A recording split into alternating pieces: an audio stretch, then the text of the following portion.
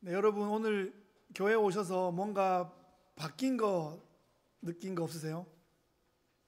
뭐가 바뀐 것 같습니까? 제가 오늘부터 사회를 한다는 사실입니다. 그리고 이 앞에 떡과 잔도 있는데 매달 첫 주일에 우리가 하던 성찬 주일을 이제 다시 회복했다는 것입니다. 그리고 혹시 주보를 자세히 보셨다면 교회의 표어가 바뀌어 있습니다. 몇 년 동안 사용했던 표어 대신에 Pray continually, 쉬지 말고 기도하라 하는 표어가 올라와 있습니다. 사실 이게 좀 에피소드가 있는데요. 이번에 홈페이지를 새로 구축하면서 홈피 회사를 이제 선정하고 샘플을 선정하고 카테고리를 정하고 또 그래서 콘텐츠를 수집하고 그래서 이제 초안을 작성하고 우리가 리뷰하고 업데이트한 다음에 교회 앞에 이제 안내 드리고 공고를 했는데 이 과정에서 표를 새로 해야 되겠다는 생각은 들었습니다. 그런데 연중이어서 새해부터 해야 되겠는데 그런 와중에 뭔가 급하게 정하기보다 남은 기간들을 좀 기도로 준비하면 좋겠다 그렇게 되어서 올 남은 기간에 Pray continually, 쉬지 말고 기도하라, 이 주제가 우리에게 주어졌습니다. 여러분, 기도 없이는 변화가 없습니다. 여러분, 기도 없이는 열매가 없습니다. 기도 없이는 부흥도 없습니다. 사실 그런 기도가 없이 그런 게 생기면 더 탈이 납니다. 공부 안 했는데 막 잘 돼버리잖아요. 열심히 이렇게 사업하지 않았는데 요행이 막 생기잖아요. 그러면 그 문제가 생깁니다. 복권 당첨된 사람 치고 인생이 아름다운 사람이 아무도 없고요. 그죠? 그래서 이게 기도를 하면서 뭔가 잘 될 때 이것이 은혜인 줄 알고 복인 줄 알고 신앙의 성장에 도움이 되는 겁니다. 그리고 열심히 사역하고 봉사하는 거 좋은데 기도 없이 사역하면 지칠 수 있습니다. 내가 언제까지 이러고 있지? 내가 왜 이러고 있지? 낙담될 수도 있습니다. 기도 없이 잘 되면 교만할 수도 있습니다. 지금은 우리에게 기도가 필요한 시점이다, 그런 마음의 감동이 있습니다. 그러면서 우리가 요즘 선지서를 보고 있잖아요. 특히 지난 2주간 예레미야와 예레미야 애가를 보면서 선지자의 그 눈물의 호소를 우리의 가슴에 담습니다. 예레미야가 제사장 출신이에요. 그런데 이 제사장하고 선지자는 쓰는 근육이 좀 다릅니다. 이 축구 선수랑 농구 선수가 쓰는 근육이 다른 것처럼 이 근육이 달라요. 제사장은 긍휼히 여기고 이 사람들을 이렇게 케어하고 중보하고 하나님과 백성 사이를 연결해 주는 이런 조합인데, 선지자는 하나님의 마음으로 이들을 경고하고 경계하고 가르치고 이런 롤이잖아요. 이 두 개가 다를 수 있는데 이 예레미야는 이 출신이 제사장 출신이라, 그 제사장 가문 출신으로서 지금 이 선지 사역에 부름받아서 안 그래도 지금 어려워 죽겠는 이 남유다 말기에 망하는 이 판국에 그들을 끌어안고 막 울으라고 하나님이 그 제일 어려운 선지자의 롤을 예레미야에게 맡겨주셨어요. 그래서 예레미야가 그의 정서나 그의 MBTI가 어떤지 모르겠습니다. 하여튼 감정도 풍부하고 눈물도 많을 것 같은데 여하튼 제사장 집안 출신으로서 지금 제일 어려운 이 기도의 자리에서 백성을 끌어안고 기도하고 있습니다. 우리는 이 예레미야의 기도의 모습에서 예수님의 중보의 모습도 발견하고 예수의 제자된 우리의 나가야 될 그런 삶과 사역의 방향성도 발견하게 됩니다. 오늘은 우리가 예루살렘 성의 몰락을 바라보며 눈이 상할 정도로 울었던 이 예레미야를 기억하면서 예루살렘을 위하여 울라라는 제목으로 말씀 전하도록 하겠습니다. 예레미야는 제가 지난주에 말씀드렸던 것처럼 16명의 기록 선지자들 중에서 가장 긴 기록을 남겼습니다. 그리고 가장 격정적인 현장에서 사역했습니다.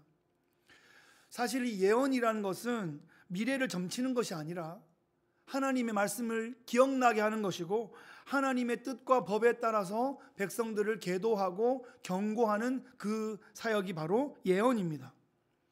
여러분, 돈 내고 점 쳐보셨습니까? 신년 무슨 점치는 운세 같은데 가보셨습니까? LA에 있는 어느 그 점집에 그 크리스찬들이 꼭 찾아오는 비율이 얼마 정도 있다 이런 제가 뉴스를 본 적도 있는데, 여러분 돈 내고 점치는 거 하지 마시기 바랍니다. 재미로라도 운세, 오늘의 운세 그런 거 보지 마시기 바라요. 그게 맞질 않습니다. 이 성령 충만한 사람들은 그게 사실은 점치는 게 악령들이 막 장난치는 건데, 성령 충만하면 그게 안 되게 돼 있어요. 그래서 제발 좀 나가달라고 막 이렇게 빌면서 막, 여러분 직접 그거를 경험해 보려 하지 마시고 가지 않으시는 게 좋습니다. 이 예레미야가 한 예언들도 사실은 뭐 점치는 예언이 아니에요.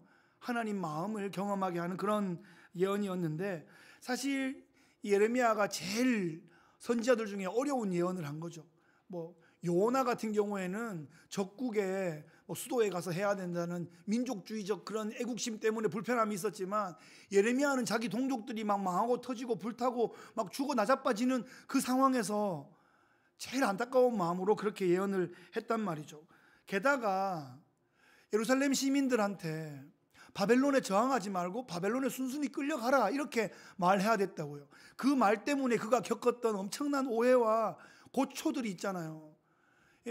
아니, 우리 선지자면 뭐 저항하라 그러든지 아니면 무슨 반격하자 그러든지 그래야 우리 마음이 시원할 것 같은데, 뭐 순순히 항복하라 그래, 뭐 이러면서 매국노다 이러면서 막 엄청난 욕을 먹었죠.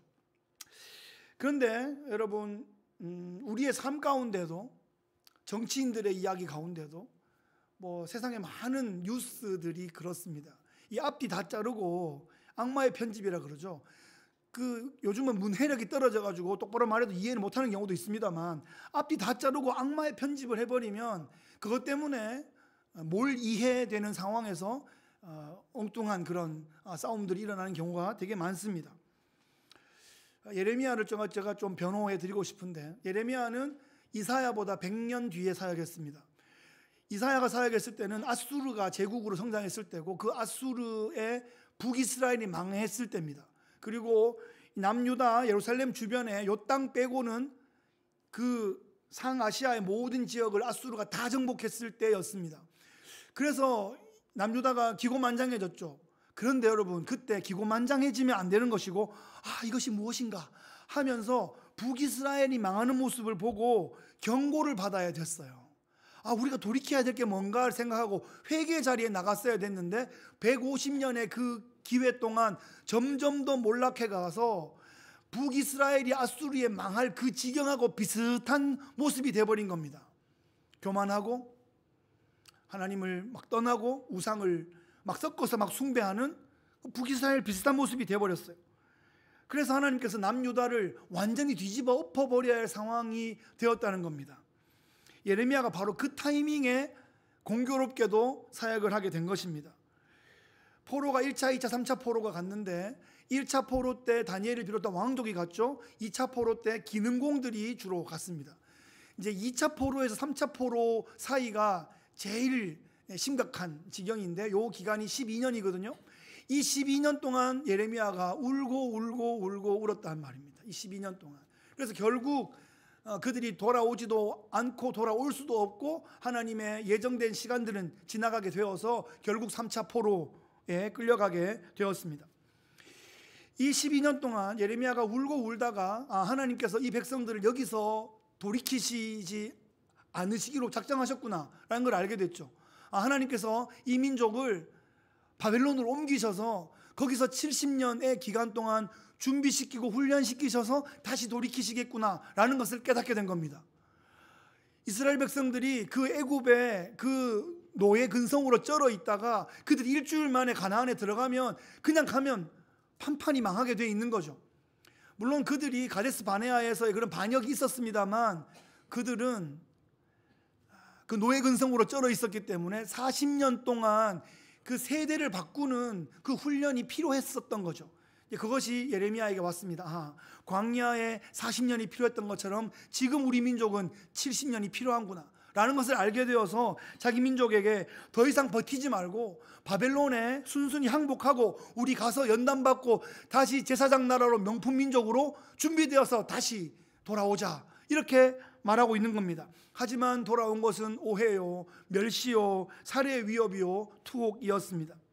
오히려 이 남유다에서는 2차 포로 이후에 이제 하나님이 2년만 지나면 다 회복시킨다 그랬다라는 거짓 희망의 메시지가 훨씬 더 흥황하게 되었습니다.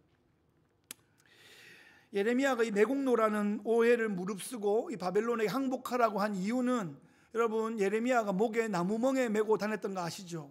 지금 가면 가벼운 나무멍에인데 버티면 나중에 쇠멍에를 메게 될 것이다 라는 안타까움 때문이었습니다. 결국 쇠멍에를 메게 되었죠. 왕이 두 눈이 뽑히고, 그 뽑히기 전에 아들들이 죽는 것을 보고 두 눈이 뽑히는 거죠. 그리고 왕궁이 불타고 성전이 불타고 성전에 있는 모든 보물이 다 뺏기고, 여자들은 폭행당하고 애들은 널브러져 있고 남자들은 다 죽고, 막 이런 엄청난 처참한 보복을 당하게 되었던 겁니다. 예레미야가 그 상황에서 자기 백성들을 위하여 기도합니다. 안타까움으로 기도했던 예레미야의 기도의 장면들을 몇 군데 살펴보겠습니다. 4장 19절로 22절에 보면 예레미야의 탄식의 기도의 장면이 나옵니다. 슬프고 아프다. 내 마음속이 아프고 내 마음이 답답하여 잠잠할 수 없으니 이는 나의 심령이 나팔 소리와 전쟁의 경보를 들음이로다. 패망에 패망이 연속하여 온 땅이 탈취를 당하니 나의 장막과 휘장은 갑자기 파멸되도다.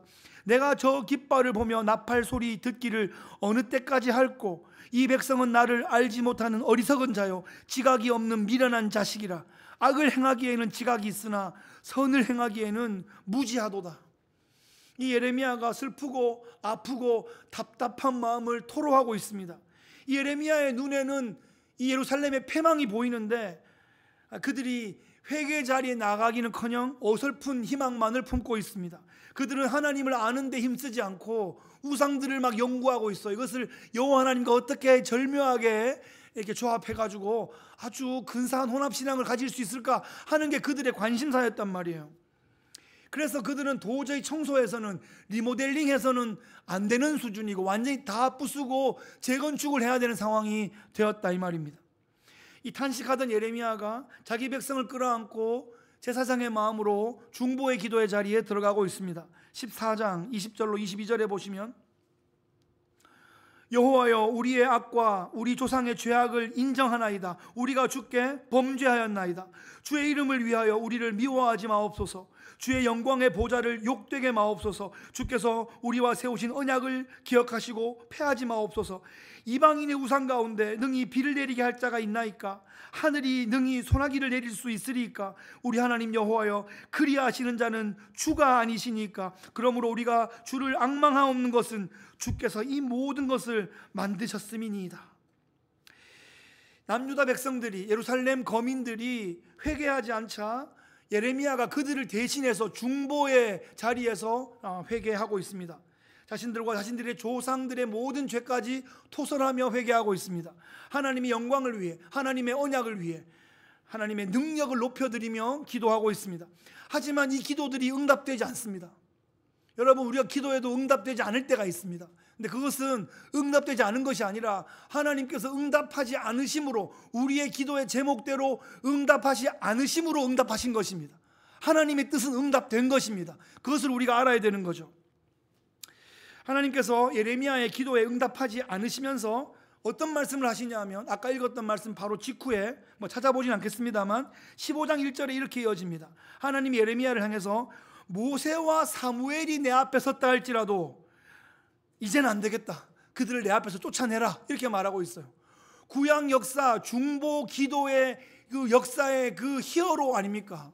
백성들 앞에서 자기 목숨을 딱 내어놓고 중보에서 하나님 마음을 돌이킨 그 모세나 사무엘이 와도 지금 안 된단 말이에요. 기회를 줬는데, 150년을 줬는데 안 된단 말이에요. 여러분, 지금 안타까운 마음으로 제가 외치고 있습니다. 안 됐어요.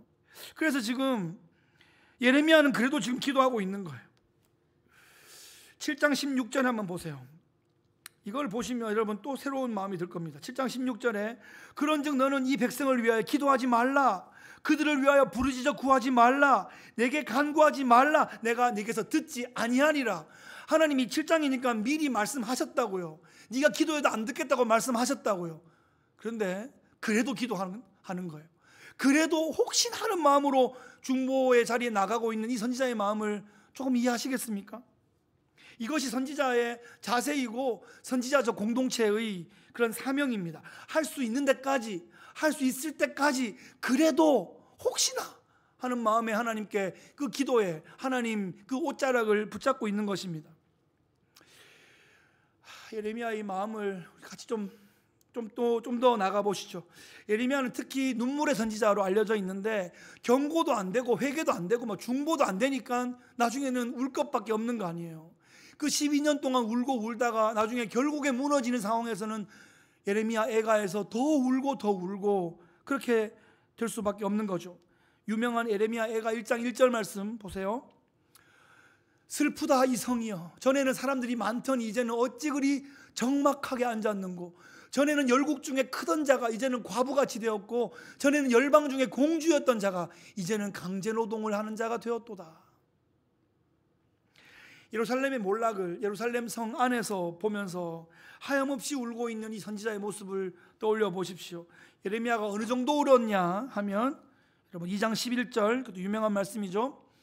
내 눈이 눈물에 상하며 내 창자가 끊어지며 내 간이 땅에 쏟아졌으니 이는 내 딸 내 백성이 패망하여 어린 자녀와 젖먹는 아이들이 성읍 길거리에 기절함이로다. 눈이 상하고 창자가 끊어지고 간이 쏟아질 정도로 지금 이렇게 애절하게 눈물로 기도하고 있습니다. 그러면서 예레미야가 이제 혼자 기도하지 않아요. 예루살렘 성을 향하여 기도에 동참하라고 외치고 있습니다. 2장 18절 19절 오늘 본문 말씀인데 잘 한번 보세요.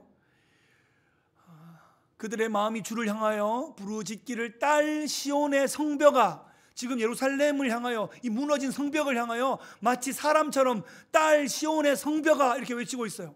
나의 이 기도에 이 성벽아 같이 동참하지 않겠니? 너는 밤낮으로 눈물을 강처럼 흘릴지어다. 스스로 쉬지 말고 내 눈동자를 쉬게 하지 말지어다.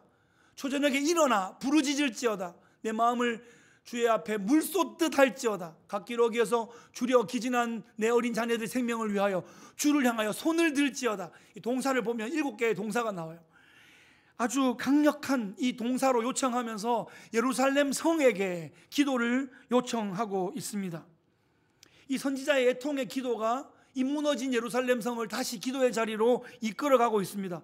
지금 당장은 그들이 무너져 있어 기도의 자리로 나오지 못할 것입니다.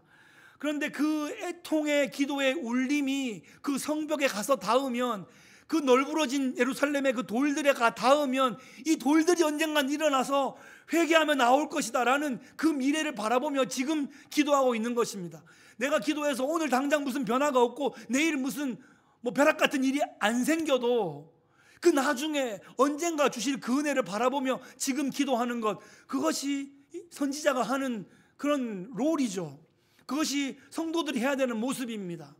지금 기도해서 예루살렘이 언제 돌아오죠? 70년 뒤에 돌아오는 거예요. 그 70년 뒤를 바라보며 지금 미리 기도하고 있는 겁니다.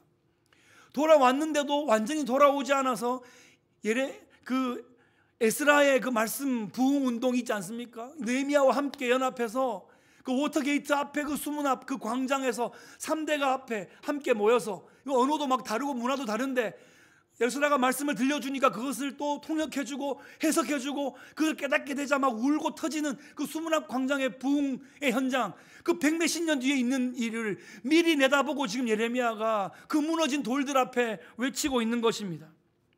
선지자는 그렇습니다. 당장 지금이 아니라 그때를 바라보고 지금을 사는 사람들입니다. 이 예레미야의 기도가 600년이 지났습니다. 그러면 바벨론이 망하고 페르시아가 지나고 헬라가 지나고 로마가 정복하고 있을 바로 그때에 어떤 면에서 또 예레미야를 닮아 계신 예수님이 그 예루살렘 성에 등장하셨습니다. 바벨론에 의해서 예루살렘이 망할 것을 바라보고 그렇게 울었던 예레미야처럼 예수님이 3년의 공생애를 마치시고 이제 고난주간 십자가 앞으로 나가시는 마지막 예루살렘 길에서 그 성을 바라보시며 예레미야처럼 우십니다. 누가복음 19장 41절 42절 말씀.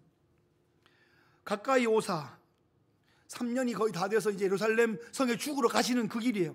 가까이 오사 성을 보시고 우시며 이르시되 너도 오늘 평화에 관한 일을 알았더라면 좋을 뻔하였거니와 지금 내 눈에 숨겨졌도다.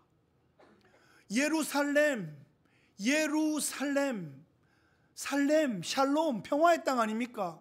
그 평화의 땅에 이 평화가 가려져 있어서 지금 처참한 그들의 말로가 지금 예수님은 미리 보고 계신 거죠. AD 70년에 로마의 티투스 장군에 의해서 돌 하나도 돌 위에 남지 않고 완전히 무너질 예루살렘을 미리 바라보고 계신 겁니다. 예수님 공생애 동안 회개하라 천국이 가까웠느니라 외치셨고 화 있을진저 그렇게 막 안타까운 마음으로 외치셨는데 그들이 결국 돌이키지 않고 예수님을 메시아를 십자가 그 저주의 형틀에 매달아 버리고 말았습니다. 예수님의 십자가의 죽음은 실패가 아니었습니다. 예수님의 대속적인 죽음이 우리를 살리시게 되는 역설적인 현장인 거죠. 예수님이 죽지 않으시면 우리가 살 수 없는, 예수님이 죽으셨기에 우리가 살게 된 그 역설의 현장이 바로 십자가입니다. 예수님께서 예루살렘에 입성하신 후에 며칠 뒤에 금요일에 예수님은 불법적인 그 빌라도의 재판을 통해서 십자가형을 받게 되셨습니다. 사실 예수님의 좌우편에 있던 강도들은 몸이 매끈매끈했어요. 근데 예수님은 불법적인 채찍형을 너무 많이 받으셔가지고 혈관들이 다 터져가지고 피가 너무 많이 흘려가지고 그래서 빈혈이 막 생겨가지고 엎어질 수밖에 없었습니다. 그것이 힘이 빠져가 넘어진 것만이 아니라 피가 너무 많이 흘려서 어지러워 쓰러진 거예요. 그렇게 계속 쓰러지고 해서 가시던 그 길, 그 고난의 길, 비아 돌로로사라고 불리는 그 고통의 길에 많은 여인들이 나와서 가슴을 치며 우는 많은 여인들이 있었습니다. 예수님께서 그 여인들을 향하여 뭐라고 하시는지 누가복음 23장 28절 한번 보시면 예수께서 돌이켜 그들을 향하여 이르시되 예루살렘의 딸들아 나를 위하여 울지 말고 너희와 너희 자녀를 위하여 울라 이렇게 말씀하십니다.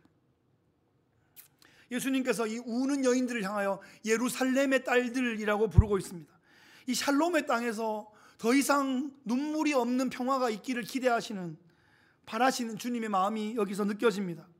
그리고 예수님은 그 우는 여인들을 향하여 나를 위하여 울 것이 아니다, 너희를 위하여, 너희 자녀들을 위하여 울어라.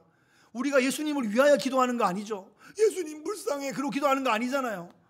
우리 중고등부 때 뭐 이렇게 십자가 예수님이 못을 꽝 막 이러면서 예수님 불쌍해가 막 울게 하려고 막 짜내는데 그렇지 않거든요. 예수님 불쌍하신 거 아니거든요. 당당하게 그냥 죽으러 가신 거거든요. 그 모습은 너무 아팠지만 사실 예수님 불쌍해서 우리가 예수님을 위해 기도해 드리는 게 아니에요. 우리가 불쌍한 거예요. 우리와 우리 자녀들이 불쌍한 거예요. 어떻게 하실 거예요? 울어라 그러잖아요. 지금 울지 않으면 안 될 아주 위급한 상황에 와 있다고 우리에게 지금 도전하고 계시는 겁니다. 예루살렘의 딸들에게 예루살렘을 위하여 울라라고 지금 부탁하고 계신 겁니다. 예수님은 지금 40년 뒤를 미리 바라보고 계십니다. 사탄은 우리의 시선을 막 가리고 있고 먹잇감들을 땅바닥에 막 뿌려가지고 그거 막 죽다가 정신없어 하늘을 바라보지 못하게 하는 그것이 사탄의 전략이에요. 정책이에요. 아주 성공적이에요 지금. 그런데 예수님은 우리와 우리 자녀들을 위하여 눈물로 기도해야 될 때이다, 하늘을 바라봐야 할 때이다 라고 우리에게 도전하고 있습니다. 이 명령을 들으면 환난 때에 우리가 살 수 있는 겁니다. 사탄의 함정에 빠지지 않을 수 있는 겁니다. 기도하면 살 수 있습니다. 기도해야 살 수 있습니다. 기도 안 하고 내 힘과 내 능력으로 잘 살 수 있는 길은 없습니다. 그 사탄이 주는 거짓 평화입니다. 크리스찬은 기도해야 됩니다. 기도해서 잘 돼야 됩니다. 기도 안 하고 잘 되면 하나님을 무시하게 됩니다. 그 더 큰 패망으로 가고 말 것입니다.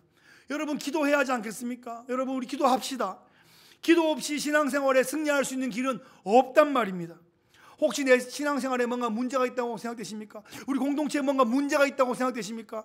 335 앉아가지고 분석하기 이전에 기도의 자리에 나가야 됩니다. 성령께서 우리에게 영안을 열어주셔서 하늘의 그 빛으로 깨닫게 해주시는 것이 진짜이지 내 이 지식과 내 이 경험으로 뭔가 떠올린 것이 맞지도 않을 뿐더러 그게 해가지고 맞았다 그러면 예수님은 없는 거예요. 내 경험과 지식만 앞서는 겁니다. 그건 더 큰 실패를 맛보게 하는 전초전일 수도 있다는 것입니다. 흥분을 가라앉히고 말씀을 마무리하겠습니다. 예레미야의 마음이 좀 전달돼서 이러고 있습니다. 주님은 우리에게 예루살렘을 위해 울어라 이렇게 부탁하고 있습니다. 여러분 뭐 때문에 우십니까? 최근에 울어보신 적 있습니까? 내 자존심 때문에 우셨습니까? 뭐 주식이 좀 떨어졌습니까? 뭐가 그렇게 안타까워서 우셨습니까? 뭐 손가락에 뭐 이렇게 가시가 들어가서 우셨습니까? 왜 우셨습니까? 어떤 눈물을 흘리셨습니까? 예수님 우리에게 예루살렘을 위해 울라라고 말씀하고 있습니다. 예루살렘은 지금 한창 난리가 터지고 있는 중동의 그 물리적인 땅을 말하고 있는 것이 아닙니다. 하나님 백성들의 공동체를 말하고 있습니다. 하나님 나라, 쉽게 말하면 교회 공동체를 말하고 있습니다. 교회를 위해서 울어달라 이렇게 부탁하고 있습니다. 위기다, 위기. 교회를 위해 울어야 할 때이다. 너희와 너희 자녀를 위해 울어야 할 때이다. 딴 것 때문이 아니고, 나의 소유나 자존심 때문이 아니고, 하나님의 영광을 위해서 우리에게 임해 있는 이 평화가 하늘의 평화로 계속하여 유지되기 위하여 우리는 기도해야 됩니다. 교회는 공격을 당합니다. 공격당하기 쉽습니다. 교회 밖에서도 공격하고 안에서도 공격합니다. 사탄이 멀리서 이게 리모트 컨트롤로 막 조절합니다. 그래서 뭐 그런 전파가 띠리리 오면 막 그게 막 작동을 막 하는 거예요. 이거 어떻게 막을 수 있죠? 어렸을 때 봤던 그 마징가 제트 그 진짜 옛날 영화인데도 떠올려 보면 뭐가 보호막, 이 보호막이 치면 막을 수 있어요. 보호막이 없으면 뭐 레이저도 들어오고 레이더도 막 다 읽히고 뭐 전파가 다 이 전파를 막아야 되잖아요. 나쁜 전파는 막아내고 우리 안에 연결되는 것들을 연결시키고 뭐 그래야지 뭐 이기지 않겠습니까? 안 그러면 적들의 그 혼란 전파에 전부 다 막 띠리리리 안 되는 거예요, 여러분. 그래서 기도해야 됩니다. 여러분, 기도는 지금 영적인 세계 여러분 아시죠? 아시는 거죠? 영적인 세계가 있잖아요. 기도에 보호막이 있다고요. 기도가 우리가 갈 수 없는 곳을 기도가 간다고요. 기도가 누군가를 보호해 주기도 하고 누군가를 도와줄 수도 있고, 지금 당장 눈에 안 보여도 미래를 바라보며 기도하는 그 기도가 우리에게 필요하다라고 우리에게 주께서 도전하고 계십니다. 기도의 자리에 나오십시오, 여러분. 기도의 자리에 나가십시오. 모이면 기도부터 하십시오. 그냥 수다 떨려고 모인 만남이어도 오늘의 우리 수다가 정말 하나님 영광을 위해서 할 수 있게 기도하고 하시라고요.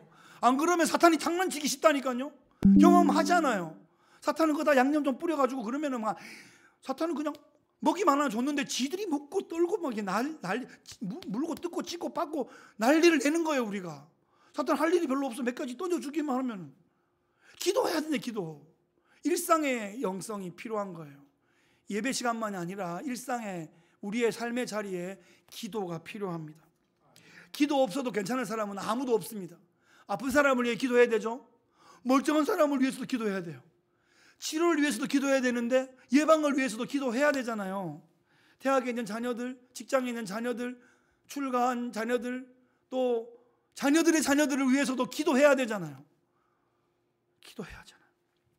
기도 안 해도 괜찮을 인생은 아무도 없습니다. 제가 기도가 필요합니다, 여러분. 기도해 주십시오. 당회를 위해서 기도해 주십시오. 섬기는 사람들을 위해서 기도해 주십시오. 여러분, 미국을 위해서 기도해 주십시오. 미국 대선을 위해서 기도해 주십시오. 누구 이겨라 기도가 아니에요. 왜 남유다 백성들이 바벨론에 가서 기도했을까요? 그들이 예루살렘을 위해서만 기도했을까요? 물론 다니엘처럼 예루살렘을 바라보며 하루에 3번씩 기도하는 운동이 거기서 일어났습니다. 그와 더불어 놀라운 기도의 제목이 있었습니다. 뭘까요?